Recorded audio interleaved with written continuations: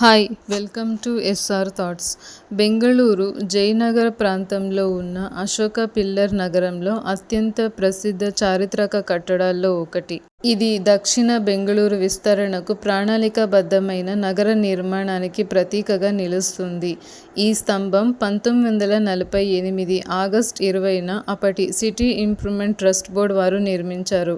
1948 నుంచి 49 కాలంలో బెంగళూరు నగరానికి ఇది అత్యంత దక్షిణపు చివరిగా ఉండేది. బెంగళూరులో మొట్టమొదటి ప్లాంట్ ఏరియాలో ఏర్పడడానికి ఇది నాంది పలికింది. ఈ స్తంభాన్ని ఒకే ఏకశిల సింగిల్ గ్రానైట్ రాయితో సుమారు 20 అడుగుల ఎత్తులో చెక్కారు. దీని పైభాగంలో భారతదేశ జాతీయ చిహ్నమైన సింహాల తలలు ఉంటాయి.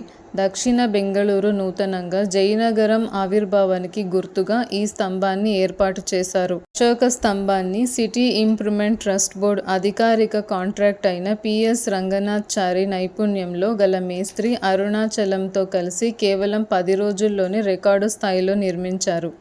ఈ అశోక స్తంభం ఆసియాలోనే అతిపెద్ద ప్రణాళికాబద్ధమైన నగరమైన జయనగర్ ఆవిర్భావానికి గుర్తుగా ఈ 20 అడుగుల స్తంభం రాత్రికి రాత్రే కట్టడాన్ని నిర్మించారు. భారతదేశపు చివరి గవర్నర్ జనరల్ అయిన సి రాజగోపాలాచారి 1948 ఆగస్టు 20న ఈ స్మారక చిహ్నాన్ని అధికారంగా ఆవిష్కరించారు.